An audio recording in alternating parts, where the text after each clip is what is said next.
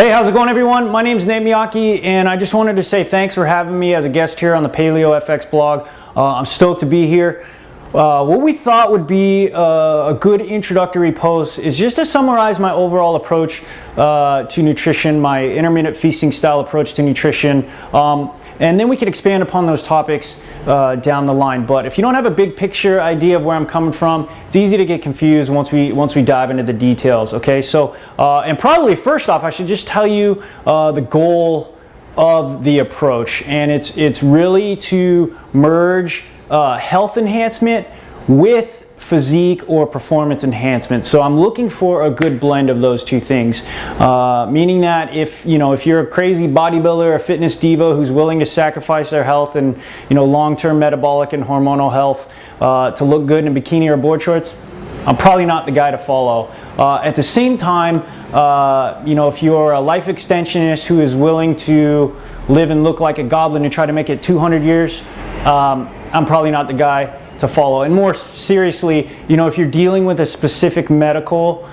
condition, there's probably researchers and advisors who can better help you.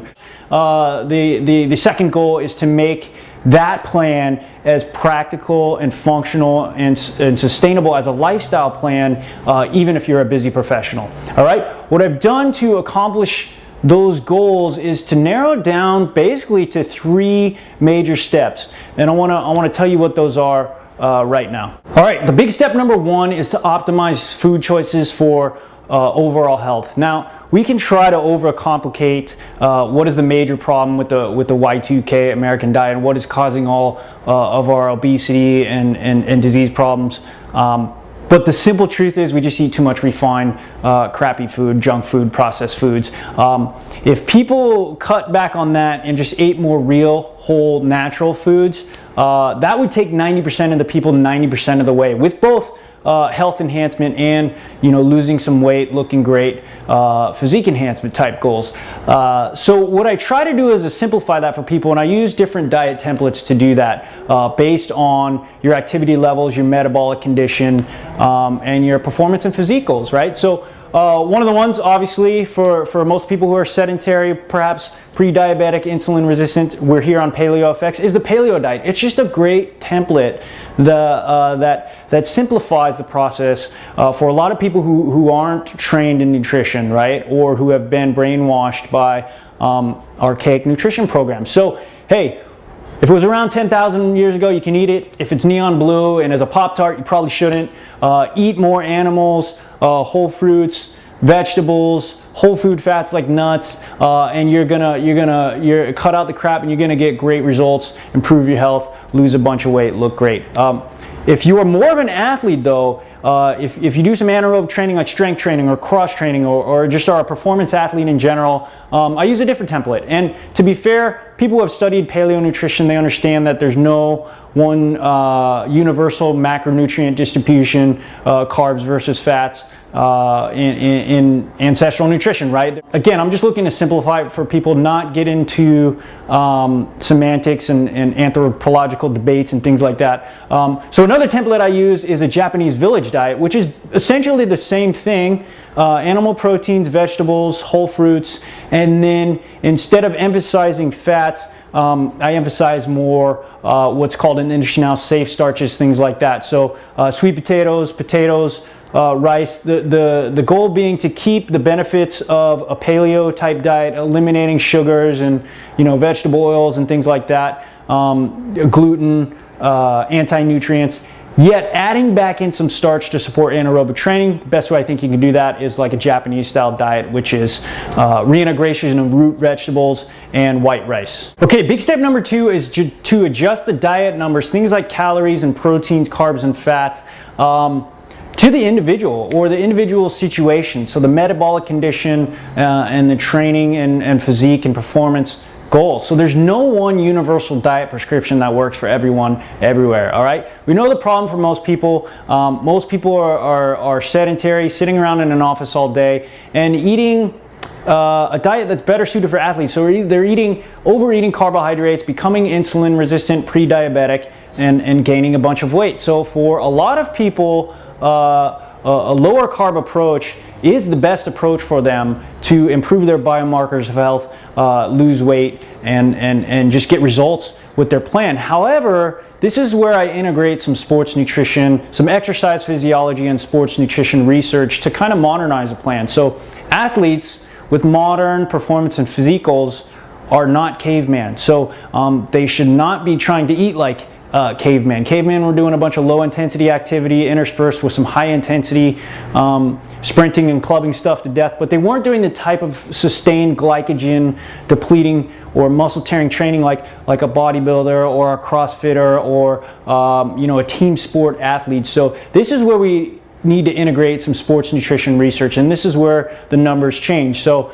for someone doing a lot of anaerobic training, this is where the diet would lean a little bit more towards carbohydrates to properly refuel and recover from those training sessions. And there can be a lot of metabolic and hormonal and physiological drawbacks of going too low in carbohydrates combined with anaerobic training. I've experienced this myself. So you get things like muscle loss, lowered metabolic rate, impaired thyroid production, low testosterone, low sex drive. So there can be problems with the wrong numbers, whether it is too many carbohydrates or too low a carbohydrates. So what we do is we try to adjust the numbers based on the specific, again, metabolic condition, training program, and then physique and performance goals. So there's a variety, obviously, within that framework. Too much to cover here, but just recognize that there's no one universal diet macronutrient prescription that works for everyone.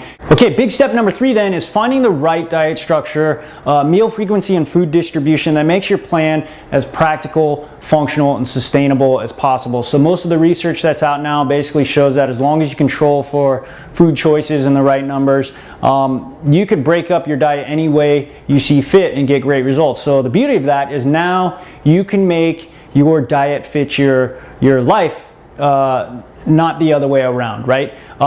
What I found that has really helped in my practice as a core of my nutrition approach is taking the paleo theory one step further, saying, hey, we used to eat certain foods, but we also used to eat a certain way. We were hunter-gatherers, right? Eating lighter or fasting during the day while we're hunting and gathering, and then coming home and having that big feast on whatever we could catch that day. So that's the way I set up my diet structure, is the intermittent fasting and actually what I think is more important, the feasting approach. So what you do during the day is flexible. If you feel better grazing, that's fine. Most of my plans are based on 2 to 3 meals a day, eating lighter, and then eating the biggest meal with the majority of calories and carbohydrates at night. It's the intermittent feast. And it works on a variety of levels, and honestly, in my practice that I've had for 15 years, it's the hook that has gotten people results. Basically, people who struggle and could never stick to a plan in the past, they're like, man, this is the easiest, most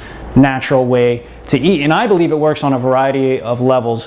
One is just natural instinct, right? When do most of us cheat or want to eat on our diets? It's at night. Most of us can make good food choices during the day as long as we know we get to end the day, satiated and satisfied. It works on a social level, right? When do we go out and do most of our socializing, want to have big dinners? When do we do business dinners? It's at night, right? It works physiologically. Basically, I don't want to get into the details of that, but optimizing fat burning during the day, improving insulin sensitivity, and then restocking energy reserves at night, having an anabolic period there.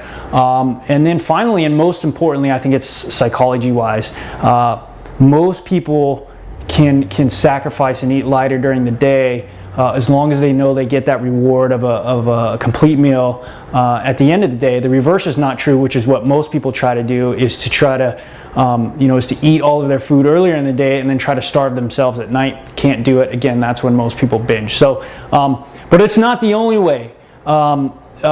It's just choose any meal frequency and food distribution pattern that makes your diet as practical, functional, and sustainable as possible to follow. So if you are one of those people who does better on 6 small meals a day and starving on lettuce leaves at night, fine, great. A lot of busy professionals find that 3 meals a day, the traditional 3, works great. It's the crappy food choices why that pattern doesn't work. You make better food choices, it can work great as a fat loss health enhancement plan My approach again is to go more intermittent fasting and feasting. So basically just eating lunch and dinner and having dinner being the biggest meal at night. All right.